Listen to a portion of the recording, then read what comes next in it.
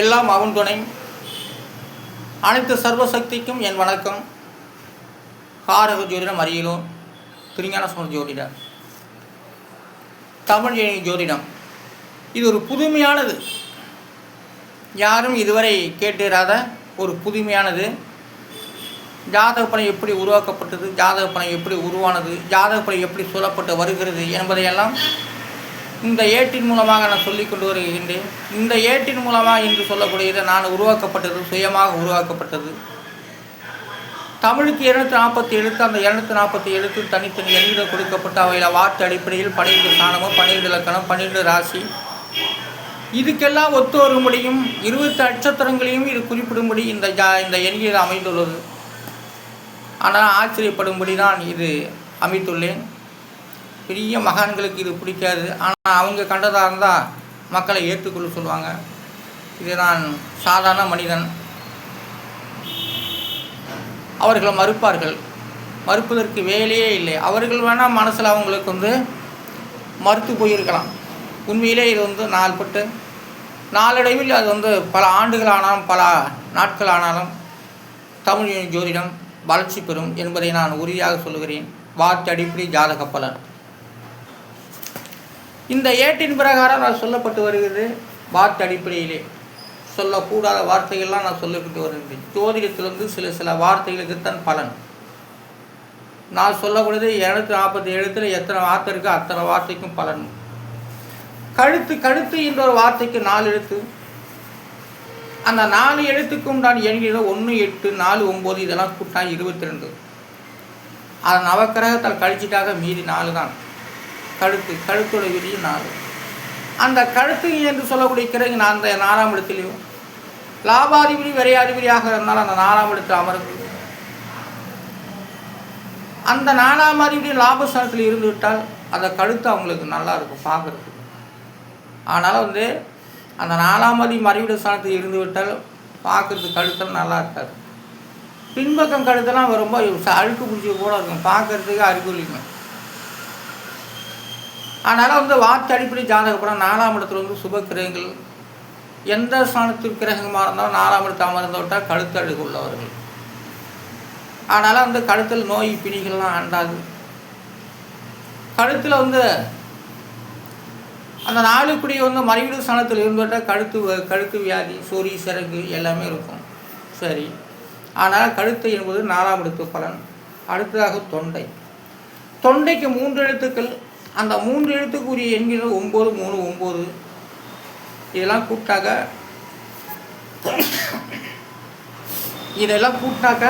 21.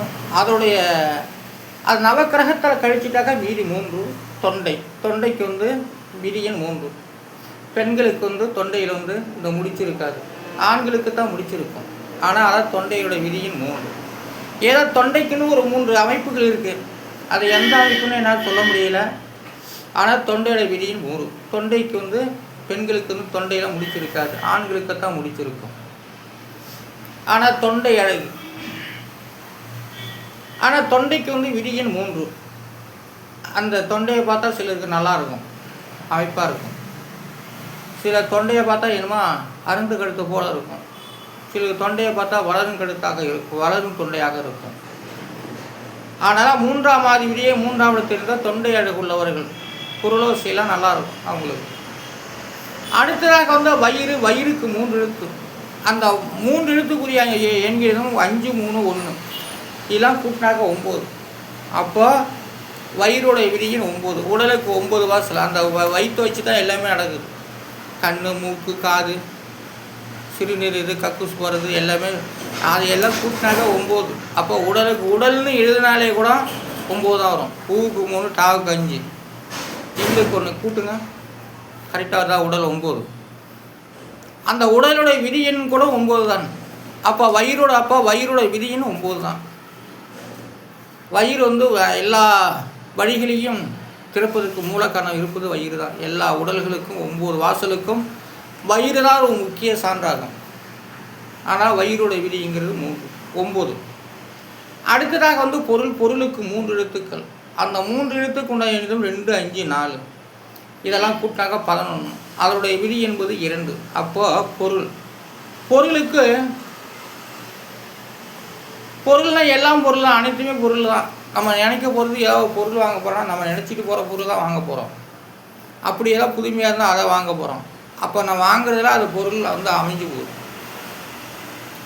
தண்டவாளமும் அதான், தண்டவாளம்னாலும் பொருள் தான், ரயிலுனாலும் பொருள் தான், பஸ்ஸுன்னாலும் பொருள் தான், தங்கம் வைரம் வள்ளி நவரத்தை அத்தனையும் நம்ம வாங்கக்கூடிய அத்தனையுமே அது பொருள் தான்.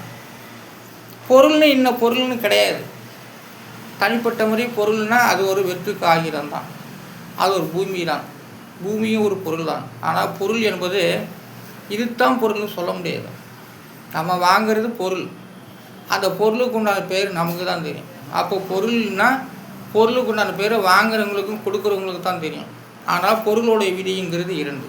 அப்போ பொருள் 11ஆம் அதிபதி 11ஆம் இடத்த பலனாக வருகின்றது.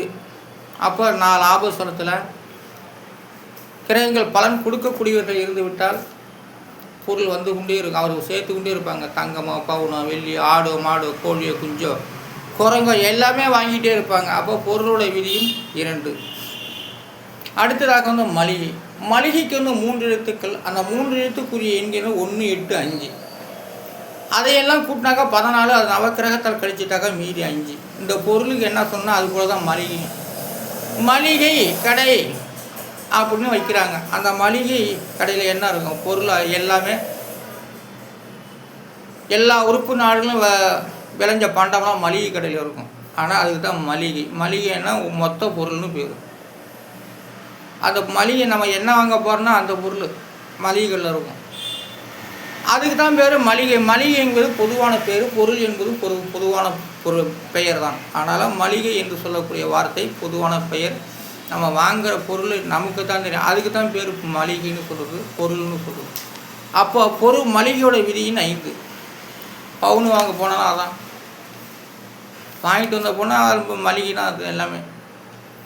ஆனால் மளிகை கடையில் பொதுவாக அது குழம்பு ஜாமான்கள், மூலிகை பொருட்கள் இதெல்லாம் இருக்கும். மளிகை கடையில் பருப்பு வகைகள், பண்டங்கள் அத்தனையுமே இருக்கும். அதான் மளிகை.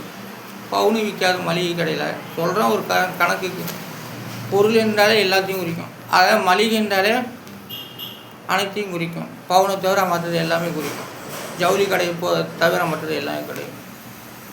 ஆனாலும் அடுத்ததாக மயிருக்கு 3 எழுத்துக்கள். அந்த 3 எழுத்துக்குண்டான எண்கிதம் 1, 3, 9 இதெல்லாம் கூட்டாக்க 13. அதோடைய விதிங்கிறது 4. அப்போ மயிருக்கு விதியின் 4, 4ஆம் இடத்து பலன். அப்போ வேறு கிரகங்கள் மயிர் என்ற அந்த 4ஆம் ஆதி வேறிடத்தில் மறுபடியும் ஸ்தானத்தில் இருந்து விட்டால் ஒரு இளமையிலே மொட்டை விழுந்துக்கும், சொட்டை விழுந்துக்கும். பார்க்குறது நல்லா. பெண்களுக்கு மொட்டை விழாது. பெண்களுக்கு இளமையிலே சிறு வயதிலே முடி முளைக்காம இருந்தது தான், முதுமை முளைக்காது. ஆனாலும் மயிர் என்று சொல்லக்கூடியது ஆண்களுக்கு சொட்டை விடும். நல்ல கிரகம் சுப கிரகம் தான் அவர்களுக்கு தலையில் மயிர் அழகாகவே இருக்கும். உதிரும். ஒரு நாளைக்கு 40 முடி உதிருதுன்னு விஞ்ஞானத்தில் சொல்லியிருக்காங்க. அதனால் பெண்களுக்கு சொட்டையும் விடாது, தாடியும் முளைக்காது. ஆனால் அதான் மயிரோட விதிங்கிறது 4. அடுத்ததாக முடிக்கு 2 எழுத்து. அந்த 2 எழுத்துக்குரிய எண்கிதம் 3, 6 இதெல்லாம் கூட்டாக 9. முடிக்கு 9ஆம் இடத்து பலன் தான். முடி அழகு பெண்களுக்கு தான் முடி அழகு சொல்லப்பட்டு வருது. ஆண்களுக்கு அதை பற்றிலாம் இல்லை. மொட்டை தலையில் முடியலைன்னா மொட்டைம்மா, சொட்டைம்மா, வழுக்கம்மா. பெண்களுக்கு அப்படி இல்லை. எப்போதுமே முடி இருக்கும், முடி வளரும். நரைச்சி தான் போகும் ஒழிய வேறு ஒன்றும் பெண்களுக்கு இளமையில் முதுமையில் மொட்டை விழாது, சொட்டை விழாது. ஆண்களுக்குத்தான் சொட்டையும் மொட்டையும் வழுக்கையும். ஆனால் அது பெண்களுக்கு இல்லை. குழந்தை பருவத்திலே பெண்களுக்கு முடி முளைக்காத போனாதான். அடுத்ததாக இப்படியெல்லாம் ஜாதக பலன் ஒவ்வொன்றும் வார்த்தை அடிப்படையிலே 12 சாணத்துக்கும் 12 லக்கணத்துக்கும் 12 ராசிக்கும் 27 நட்சத்திரங்களுக்கும் நான் சொல்லப்பட்டு வருவது. என்னுடைய இதயம் தமிழ் என்கிறது சோதிடத்துக்கு. என்னுடைய இதயம் தமிழ் வார்த்தைகளுக்கு, தமிழ் 240 எழுத்துக்கும் என் இதயம் சென்று கொண்டு இருக்கிறது. ஆனால் ஜாதக பலன் என்பது வார்த்தை அடிப்படையில் காதலர்கள் ஒருத்தர் இதயத்தில் ஏதத்தில் நீருக்கு ஓயத்தில் நாயருக்குன்னு சொல்லுவாங்க. எனக்கு யார் இதயத்திலும் இல்லை. நான் தமிழ் எழுந்து சோதனையும் தமிழ் எழுத்தில் தமிழ் ஏட்டிலே என்னுடைய இதயங்கள் சென்று கொண்டு இருக்கிறது. என்னுடைய வார்த்தை எல்லாமே தமிழ்லேயே இருக்கின்றது. ஆனால் வார்த்தை அடிப்படை ஜாதக பலன். நாளை சந்திப்பும் காரக ஜோதிடம் அரியலூர் திருஞான சம்பந்த ஜோதிடர். நன்றி, வணக்கம்.